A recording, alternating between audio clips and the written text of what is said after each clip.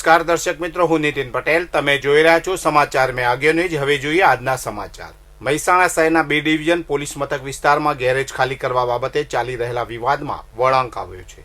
ગત રાત્રિના સમયે સ્કોર્પિયો ગાડીમાં આવેલા શખ્સોએ ગેરેજ પર બેઠેલા યુવકો પર સરી અને લાકડાના ધોકા વડે હુમલો કરતા 2 વ્યક્તિઓ ઈજાગ્રસ્ત થયા છે, જેમને હાલ મહેસાણા સિવિલ હોસ્પિટલમાં સારવાર અર્થે ખસેડવામાં આવ્યા છે. ફરિયાદી મોહમ્મદ તોસીફ અને તેમના ભાઈ મોહમ્મદ હનીફ અન્ય મિત્રો સાથે રાત્રિના સમયે પોતાની ગેરેજ પાસે બેસીને વાતચીત કરી રહ્યા હતા.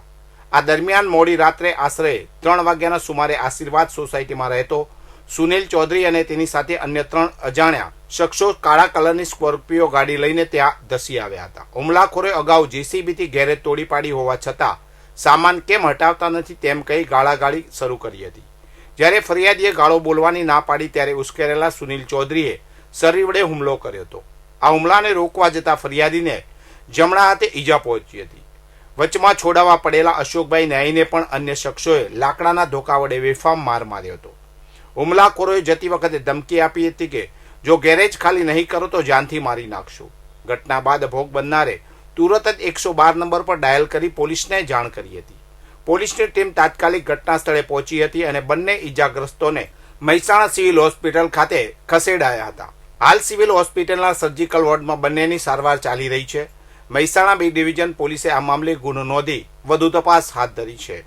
વિશ્વવિખ્યાત મોઢેરા સૂર્ય મંદિરના પ્રાંગણમાં દર વર્ષની પરંપરા મુજબ આ વર્ષે પણ ઉત્તરાયણ પછીના પ્રથમ શનિ રવિ એટલે કે આગામી 17 અને 18 જાન્યુઆરીના રોજ ઉત્તરાધ મહોત્સવનું ભવ્ય આયોજન કરવામાં આવ્યું છે.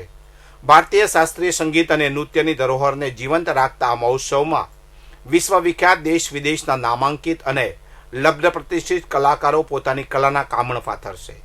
આ દ્વિદિવસીય સાંસ્કૃતિક ઉત્સવનો પ્રારંભ દરરોજ સાંજે 7 વાગે થશે. ઐતિહાસિક સૂર્ય મંદિરના મનમોહક બ્રેકગ્રાઉન્ડમાં આયોજિત આ કાર્યક્રમમાં ભરતનાટ્યમ સહિતની વિવિધ શાસ્ત્રીય નૃત્ય શૈલીઓ અને સંગીતની પ્રસ્તુતિ કરવામાં આવશે.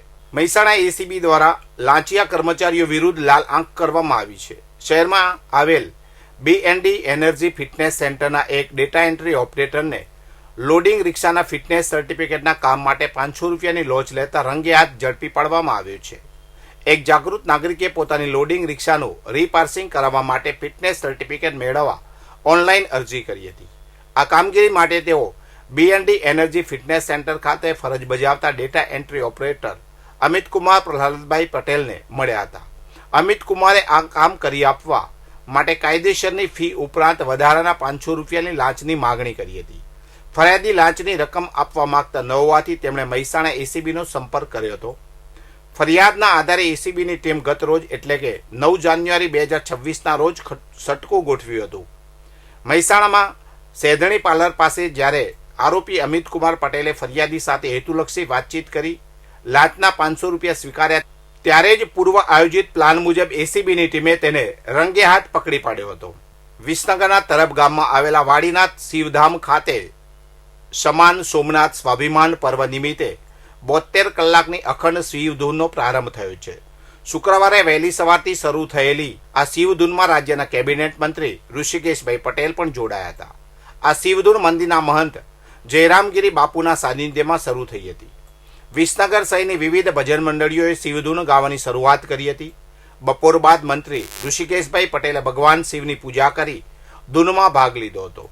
આ પ્રસંગે મંત્રી ઋષિકેશભાઈ પટેલે જણાવ્યું કે 1000 વર્ષ પૂર્વે મહમ્મદ ગજનીએ સોમનાથ દાદાના મંદિર ઉપર હુમલો કરી લૂંટ ચલાવી હતી. તેમણે ઉમેર્યું કે 1000 વર્ષ બાદ આપણી સંસ્કૃતિ, આસ્થા અને ધર્મને કોઈ ડગાવી શક્યું નથી. સનાતન ધર્મ એ જીવન જીવવાની પદ્ધતિ છે અને આજે પણ સોમનાથ ધામનો વિકાસ થઈ રહ્યો છે. મંદિરના મહંત જયરામગીરી બાપુએ માહિતી આપી કે આ શિવધૂન ગત રાત્રિથી શરૂ કરાઈ છે અને તે સતત 72 કલાક સુધી ચાલશે. તેમણે વાડીનાથ શિવધામને ગુજરાતનું 2જા નંબરનું શિવધામ ગણાવ્યું. બાપુએ જણાવ્યું કે ઈશ્વર સર્વવ્યાપક છે, પરંતુ સોમનાથ આપણા માટે આસ્થાનું કેન્દ્ર અને કરોડો લોકોના હૃદયમાં બિરાજમાન પ્રથમ જ્યોતિર્લિંગ છે. આ ધાર્મિક ઉત્સવમાં મંત્રી ઋષિકેશ પટેલ ઉપરાંત વિસનગર શહેર ભાજપ પ્રમુખ ખુશાલ પટેલ, વિસનગર તાલુકા ભાજપ પ્રમુખ અને વિસનગર નગરપાલિકા પ્રમુખ ઉત્તમ પટેલ સહિતના અગ્રણીઓ ઉપસ્થિત રહ્યા હતા. મહેસાણા શહેરમાં આગામી રવિવાર 11 જાન્યુઆરી 2026ના રોજ વીજ તંત્ર દ્વારા મોટા પાયે સમારકામ હાથ ધરવામાં આવનાર છે.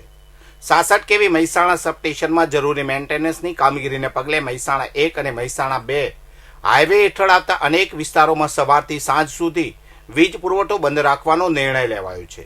મહેસાણા 1 વિભાગની વિગતો મુજબ રવિવારે સવારે 8 વાગ્યાથી સાંજના 5 વાગ્યા સુધી ગોપીનાળા, સિટી ફીડર, રોહિતનગર, માર્કેટયાર્ડ, આશ્રમ, ગૌરવ, એગ્રો, સોમનાથ, અયોધ્યાનગર, અમરપુરા ફીડર હેઠળ આવતા તમામ રહેણાંક અને વ્યાપારિક ગ્રાહકોને પાવર કટનો સામનો કરવો પડશે. નોંધનીય છે કે સુભાષન રોડ સિવાય મહેસાણા 1ના તમામ વિસ્તારોમાં આ સમયગાળા દરમિયાન વીજળી ઉપલબ્ધ રહેશે નહીં. મહેસાણા 2 એટલે કે હાઈવે વિસ્તારમાં પણ highway feeder, Rajkamal, circuit house, Nagalpur, dairy feeder હેઠળના વિસ્તારોમાં વીજ કાપ રહેશે, જેમાં ખાસ કરીને રામોસણા રોડ, રાધનપુર રોડ, કમળપથ સુધી, jail road, dairy road, circuit house અને સર્કિટ હાઉસની સામેના રોડથી મોઢેરા 4 રસ્તા સુધીના વિસ્તારોમાં વીજ પુરવઠો બંધ રહેશે.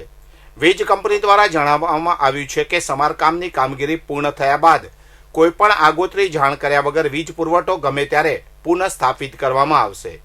રવિવારના રજાના દિવસે લાંબા સમયનો પાવર કટ હોવાથી નાગરિકોને પોતાની જરૂરી કામો વહેલા પતાવી દેવા અને સહકાર આપવા વિનંતી કરવામાં આવી છે. વધુ સમાચાર માટે જોતા રહો સમાચાર મેં આગ્ય ન્યૂઝ. નમસ્કાર.